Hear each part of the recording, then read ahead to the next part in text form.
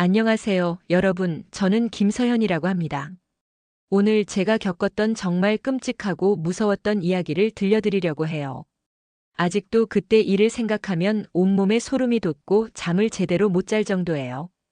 혹시나 해서 말씀드리는데 심약하신 분들은 듣지 마시길 바랍니다. 정말 무서운 이야기거든요. 이 일은 제가 대학교 3학년 때 일어났던 일입니다. 당시 저는 부모님 집에서 독립해서 혼자 살고 싶어서 원룸을 구하고 있었어요.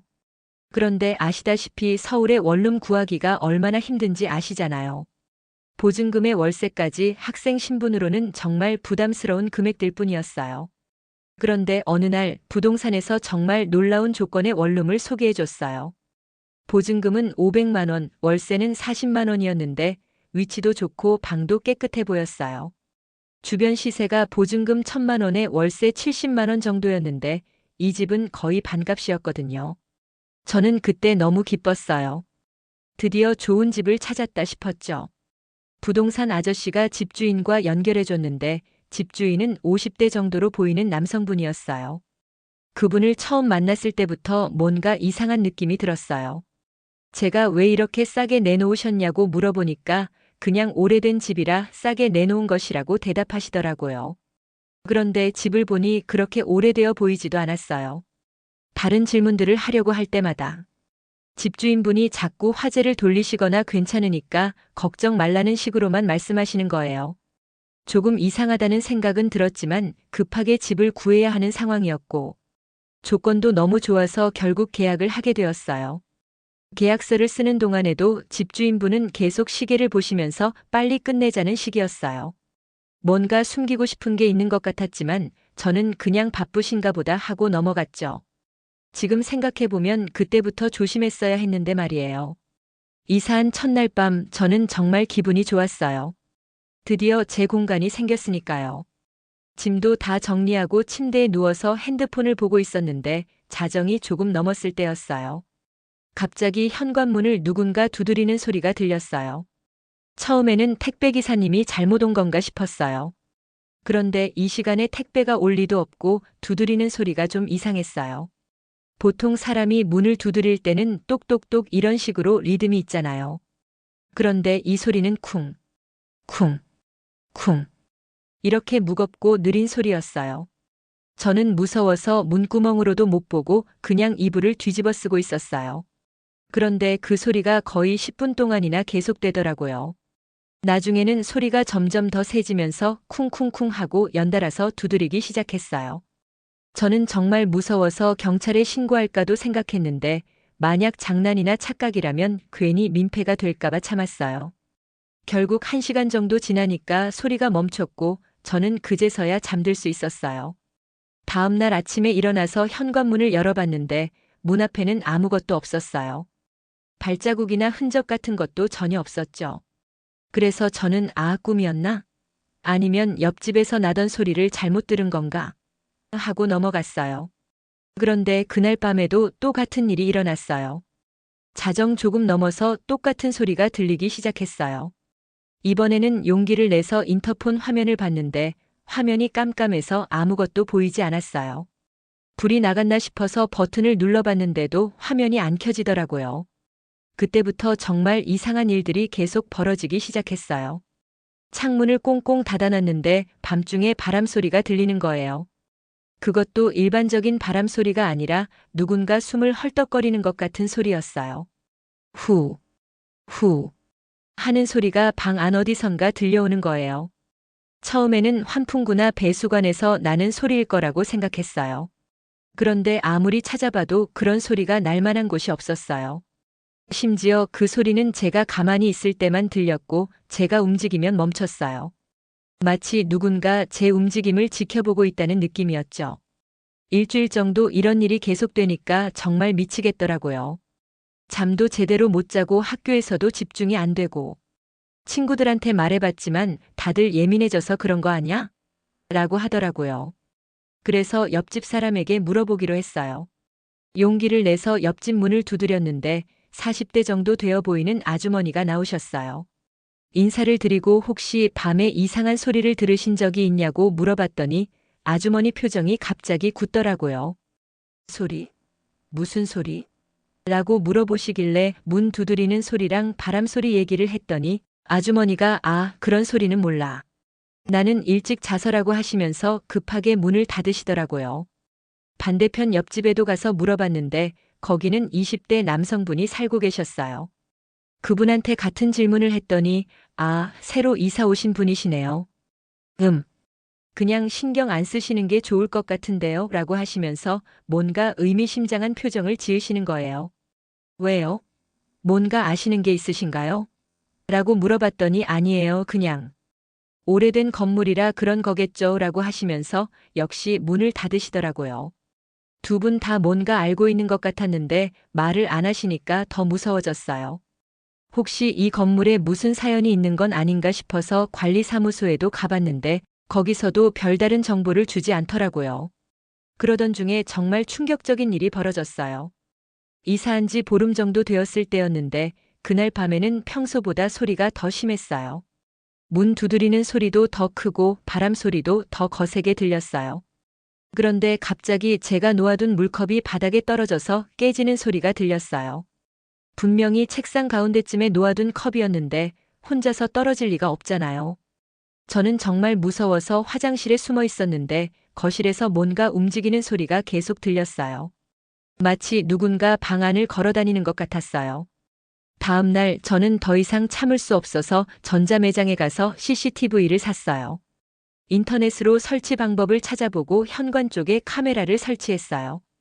핸드폰으로 실시간 확인할 수 있는 제품이었거든요. 그날 밤 예상했던 대로 자정이 넘어서 문 두드리는 소리가 들리기 시작했어요.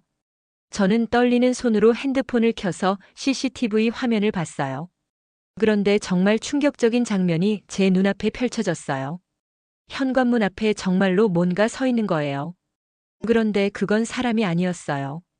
까만 그림자 같은 형체였는데 키가 엄청 크고 팔다리가 비정상적으로 길었어요. 그 형체가 문을 쿵엉쿵 하고 두드리고 있는 거예요. 저는 너무 무서워서 핸드폰을 떨어뜨릴 뻔했어요. 그런데 더 무서운 건 그 그림자가 고개를 들어서 카메라를 똑바로 쳐다보는 거예요. 얼굴은 보이지 않았지만 분명히 절 보고 있다는 느낌이었어요. 저는 이불을 뒤집어 쓰고 온몸을 벌벌 떨면서 아침까지 버텼어요. 다음 날 바로 집주인한테 전화를 걸었어요. 화가 나서 큰 소리로 따져 물었죠. 도대체 이 집에 뭐가 있는 거예요? 왜 이런 일이 계속 일어나는 건데요? 그랬더니 집주인이 당황하는 목소리로 무슨 소리예요? 그런 일은 없을 텐데. 라고 하더라고요. CCTV에 다 찍혔어요. 뭔가 문 앞에 서 있는 거 말이에요. 그러자 집주인이 한참 조용히 있다가 괜히 알 필요 없어요. 그냥 신경 쓰지 마세요라고 하는 거예요. 신경 쓰지 말라고요? 저 혼자 사는 여학생인데 이런 일이 매일 벌어지는데 어떻게 신경을 안 써요? 그제서야 집주인이 한숨을 쉬면서 사실 그 집에는 좀 사연이 있어요라고 털어놓기 시작했어요. 들어보니 정말 끔찍한 이야기였어요.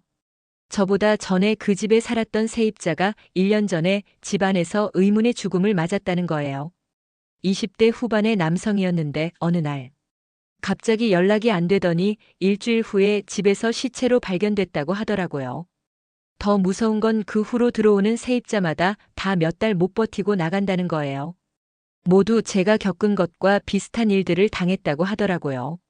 그래서 그렇게 싸게 내놓을 수밖에 없었다는 거죠. 그럼 왜 미리 말씀 안 하신 거예요? 이런 중요한 걸 숨기고 계약을 한 거예요? 말하면 누가 들어오겠어요? 그냥 운이 좋으면 아무 일 없이 지낼 수도 있을 거라고 생각했어요. 정말 어이가 없었어요. 사람 목숨을 뭐로 생각하는 건지. 저는 바로 이사를 나가겠다고 했어요.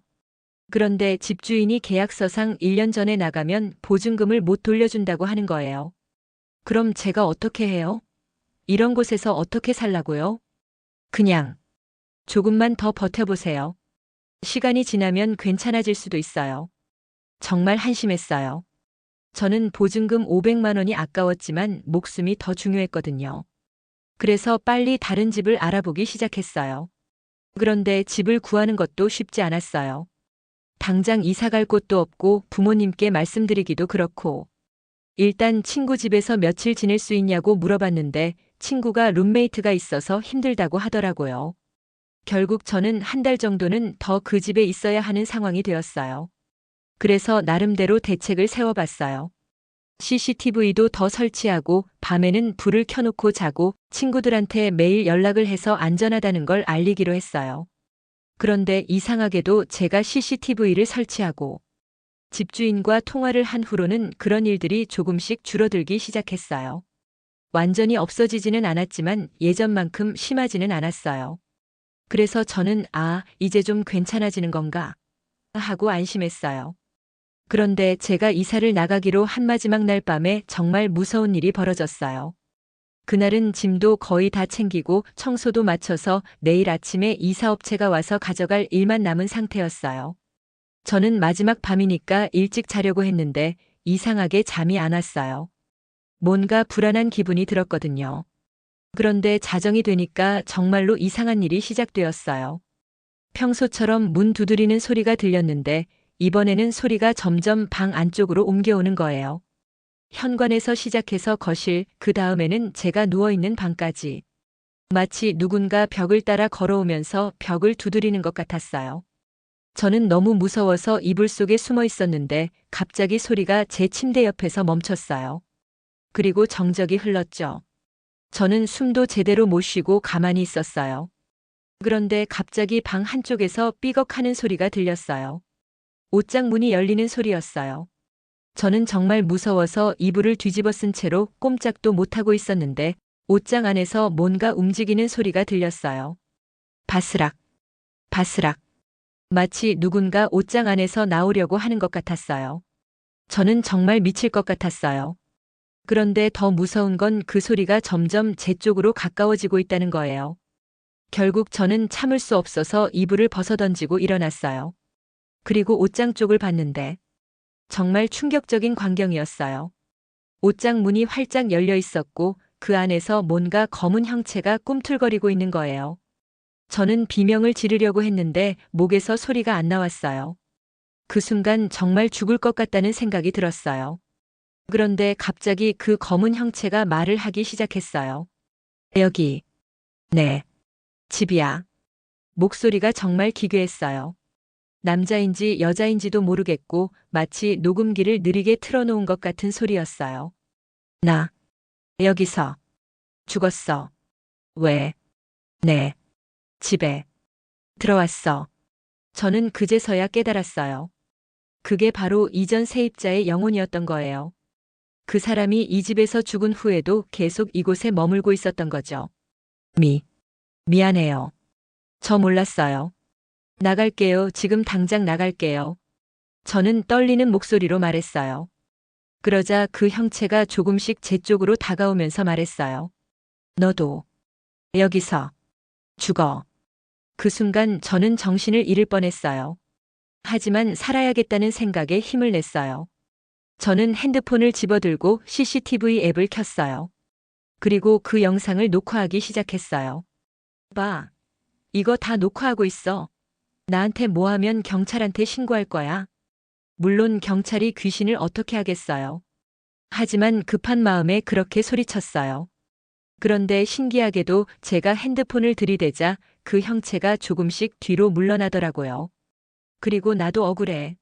나도 속아서 온 거라고. 집주인한테 따져. 왜 나한테 화를 내는데? 저는 계속 소리쳤어요. 그러자 그 형체가 잠시 멈췄어요. 그리고 저를 쳐다보더니 이상한 소리를 내기 시작했어요. 그 집주인. 나쁜 놈. 맞아. 그 사람이 나빠. 우리한테 거짓말한 거야. 저는 얼떨결에 그 영혼과 대화를 나누고 있었어요. 그런데 신기하게도 그 순간부터 분위기가 조금씩 바뀌기 시작했어요. 나 또 속았어. 집주인이 말 안 해줬어. 그제서야 저는 깨달았어요. 이 영혼도 저와 같은 피해자였다는 걸. 집주인이 그 사람한테도 집의 정체를 제대로 알려주지 않았던 거예요. 그럼 우리가 힘을 합쳐서 집주인을 혼내줄까? 저는 용기를 내서 제안했어요. 그러자 그 형체가 고개를 끄덕이는 것 같았어요. 다음 날 저는 이사를 나가면서 집주인에게 전화를 걸었어요. 그리고 어젯밤에 있었던 일을 다 얘기해 줬어요. 그 영혼과 대화한 것까지 전부. 그분도 억울해하고 계세요. 왜 미리 말해주지 않았느냐고. 앞으로 이 집에 새 세입자를 들릴 때는 반드시 사실대로 말씀하세요. 그리고 그분을 위해서 제대로 천도제라도 지내드려야 할 것 같은데요. 집주인은 한참 동안 말이 없더니 알겠습니다라고 하더라고요. 그런데 정말 무서운 일은 그 다음에 벌어졌어요. 이사를 나가기 이틀 전날이었는데 제가 친구랑 통화하고 있을 때였어요. 갑자기 전화기에서 이상한 잡음이 들리기 시작했어요. 서연아, 목소리가 잘 안 들려. 뭔가 소리가 섞여 있어. 친구가 그러더라고요. 저는 처음에 그냥 전화기 문제인 줄 알았는데 잡음을 자세히 들어보니까 누군가 속삭이는 소리였어요. 정말 작은 목소리로 나가지 마. 나가지 마. 하고 계속 중얼거리는 거예요. 저는 너무 무서워서 전화를 끊었는데 그날 밤부터는 정말 기괴한 일들이 연달아 벌어지기 시작했어요. 화장실에서 양치질을 하는데 거울에 제 얼굴이 아닌 다른 사람 얼굴이 비치는 거예요. 창백하고 눈이 움푹 들어간 남자 얼굴이었어요. 저는 비명을 지르면서 뒤돌아봤는데 아무도 없었어요. 다시 거울을 보니 제 얼굴이 정상적으로 비치더라고요. 그런데 더 무서운 건 거울에 남자 얼굴이 비쳤을 때 입모양이 도와줘라고 하는 것 같았다는 거예요. 그날부터 냉장고가 밤중에 혼자서 열리기 시작했어요. 그것도 한 번이 아니라 밤새 계속 열렸다 닫혔다를 반복하는 거예요. 처음에는 고장인 줄 알고 수리업체에 전화했는데 기사님이 와서 봐도 아무 이상이 없다고 하더라고요. 전혀 이상 없는데요. 문도 잘 닫히고. 기사님이 그러면서 몇 번 열었다 닫았다 해봤는데 정말 아무 문제가 없었어요. 그런데 기사님이 가신 후에 또 똑같은 일이 벌어졌어요. 더 무서웠던 건 냉장고 안에서 이상한 물건들이 발견되기 시작한 거예요. 제가 넣지도 않은 오래된 사진이 하나 들어있더라고요. 흑백 사진이었는데 거기에 20대 정도의 남자가 혼자 찍힌 사진이었어요. 그 사람 얼굴이 거울에서 봤던 그 얼굴과 똑같았어요. 저는 그 사진을 보는 순간 온몸에 소름이 돋았어요. 이게 바로 이전 세입자구나 싶었죠. 그런데 사진 뒷면에 뭔가 글씨가 적혀 있더라고요. 도와줘. 나는 살고 싶었어. 억울해. 글씨체가 정말 기괴했어요. 마치 손이 떨리면서 쓴 것 같았고 글자 끝부분이 흐릿하게 번져 있었어요. 저는 그 사진을 보고 있으니까 정말 숨이 막힐 것 같았어요. 그런데 더 충격적인 일이 벌어졌어요. 그날 밤에 제가 잠들어 있는데 갑자기 누군가 제 이름을 부르는 소리에 깼어요. 서연아. 서연아. 처음에는 꿈인 줄 알았는데 계속 들려오더라고요. 그 목소리가 방 안 곳곳에서 들리는 거예요. 천장에서, 벽에서, 바닥에서. 마치 방 전체에서 제 이름을 부르고 있는 것 같았어요. 저는 무서워서 불을 켰는데 갑자기 모든 소리가 멈췄어요. 그리고 정적이 흘렀죠. 저는 다시 자려고 불을 끄는 순간 제 침대 옆에서 누군가 숨 쉬는 소리가 들렸어요. 후, 후 하는 거친 숨소리였는데 정말 가까운 곳에서 들리는 거예요. 마치 누군가 제 귀 바로 옆에서 숨을 쉬고 있는 것 같았어요. 저는 정말 무서워서 소리를 지르려고 했는데 갑자기 목에서 소리가 안 나오는 거예요. 금속이 막힌 것처럼 숨도 제대로 쉴 수 없었어요. 그때 정말 죽을 것 같다는 생각이 들었어요. 그런데 그 순간 제가 가방에서 꺼낸 십자가 목걸이가 희미하게 빛나기 시작했어요. 저는 종교가 없었지만 할머니가 주신 십자가 목걸이를 가지고 다녔거든요. 그 빛이 나타나자마자 숨 쉬는 소리가 점점 작아지더니 완전히 사라졌어요. 다음 날 저는 정말 더 이상 못 견디겠어서 이사를 하루 앞당기기로 했어요. 친구한테 도움을 요청해서 당장 짐을 빼기로 했어요. 그런데 마지막으로 짐을 정리하면서 정말 충격적인 걸 발견했어요. 제가 쓰던 일기장을 펴봤는데 제가 쓰지도 않은 글씨가 중간중간에 끼어 있는 거예요. 도와줘. 혼자 무서워. 같이 있자. 정말 기괴한 필체로 쓰여 있었어요. 제 글씨와는 완전히 달랐어요. 더 무서운 건 그 글들이 제가 무서운 경험을 했던 날짜에 정확히 쓰여 있다는 거예요. 저는 그 일기장을 보고 있으니까 정말 미칠 것 같았어요. 그런데 마지막 페이지에 더 긴 글이 쓰여 있더라고요. 고마워. 너 때문에 외롭지 않았어. 이제 집주인한테 복수할 거야. 걱정하지 마, 너는 안전할 거야. 그 글을 읽는 순간 온몸에 전율이 흘렀어요. 그 영혼이 저를 해치려고 한 게 아니라 외로워서 관심을 끌려고 했던 거구나 싶었어요. 그리고 마지막에는 저를 보호해주겠다고 하는 거였어요. 그 후에 어떻게 되었는지는 모르겠지만 저는 무사히 다른 곳으로 이사를 나왔어요. 보증금도 집주인이 다 돌려줬어요. 아마 양심상 그럴 수밖에 없었을 거예요. 그런데 정말 신기한 건 이사를 나온 지 한 달 후에 그 집주인한테서 연락이 왔어요. 목소리가 완전히 다른 사람 같았어요. 서연 씨, 정말 죄송합니다. 그 집에 천도제를 지내드렸어요. 그리고 앞으로는 절대 다른 사람한테 거짓말하지 않을 거예요. 목소리가 많이 지쳐있고 무서워하는 것 같았어요. 무슨 일이 있었는지는 자세히 말하지 않았지만 그 영혼이 정말로 집주인한테 복수를 한 것 같았어요. 지금 생각해보면 정말 무서운 경험이었지만 마지막에 그 영혼과 소통할 수 있어서 다행이었어요. 서로 같은 피해자라는 걸 알고 나니까 무서움보다는 동질감이 느껴지더라고요. 그리고 이 일을 계기로 저는 집을 구할 때 항상 그 집의 이력을 꼼꼼히 알아보게 되었어요. 주변 사람들한테도 물어보고 인터넷으로도 검색해보고 아무리 조건이 좋아도 뭔가 이상한 점이 있으면 절대 계약하지 않아요. 여러분도 혹시 너무 좋은 조건의 집을 만나시면 꼭 한 번 더 확인해 보시길 바라요. 세상에 공짜는 없거든요. 저처럼 무서운 경험을 하지 마시고 항상 안전을 우선으로 생각하세요. 그 영혼이 지금은 어떻게 지내고 있는지 모르겠지만 부디 평안하게 지내고 있기를 바라요. 그리고 그런 일이 다시는 일어나지 않았으면 좋겠어요. 긴 글 들어주셔서 정말 감사합니다. 무서운 이야기였는데 끝까지 들어주셔서 고마워요. 오늘의 사연이 공감되셨다면 구독과 좋아요를 눌러주세요.